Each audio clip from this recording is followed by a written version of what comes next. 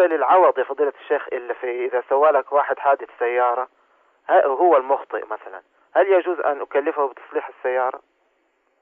معلوم، يضمن إذا صار هو المخطئ. أي نعم. يضمن.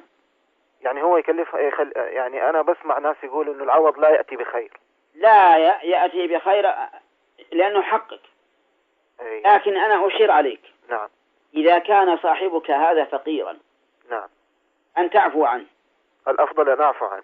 لأن الله قال أن تعفو أقرب التقوى. أيوة نعم.